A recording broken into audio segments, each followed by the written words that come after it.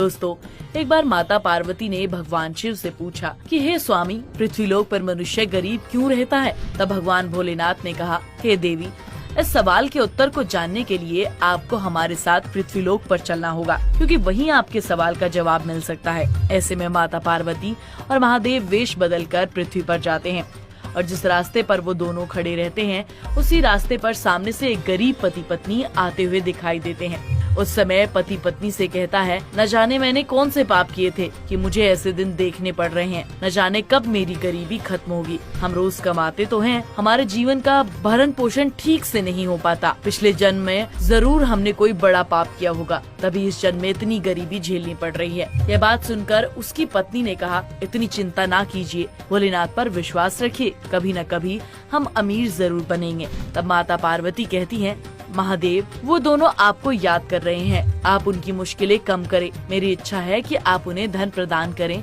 और उन्हें धनवान बनाएं। ये सुनते ही भोलेनाथ बोले, देवी, आप बड़ी ही भोली हैं। उन दोनों के भाग्य में अभी गरीबी है, इसीलिए वो दोनों धनवान नहीं बन सकते। लेकिन माता पार्वती जिद करने लगती है और फिर भोलेनाथ को उनकी बात माननी पड़ती है। उसके बाद महादेव एक सोने से भरा थैला उनके रास्ते में रख देते हैं और कहते हैं कि अगर उनके भाग्य में धन होगा तो उन्हें यह थैला अवश्य मिलेगा। उसी समय उस रास्ते में एक अंधा व्यक्ति आ रहा होता है। उसे देखकर वो दोनों पति पत्नी उसके बारे में बातें करने लग जाते हैं। पत्नी कहती है, माना कि हम लोग गरीब हैं, हम बहुत परेशानी से जूझ रहे हैं, लेकिन इस अंधे आदमी को देखो, वह बेचारा तो देख भी नहीं सकता, उसके जीवन में कितना कष्ट होगा। तब उसके पति ने तुरंत कहा, हाँ, ये बात तो सही कही तुमने। चलो आज हम दोनों एक दूसरे का हाथ पकड़कर अंधे होने का नाटक करते हैं और महसूस करते हैं कि अंधा व्यक्ति अपना जीवन कैसे बिताते हैं। इसके बाद दोनों पति पत्नी आंखें बंद करके रास्ते पर आगे चलने लगे। चलते चलते वो दोनों आगे निकल जाते हैं। ऐसे में रास्ते में जो सोने का थैला था वो पीछे छोड़ देते हैं।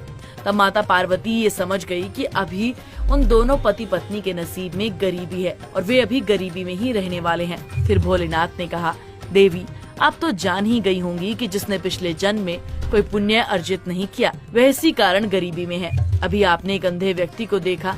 देवी, उस अंधे व्यक्ति ने अपने पिछले जन्म में किसी व्यक्ति की आंखों को जानबूझकर फोड़ दिया था, उसे अंधा कर दिया था।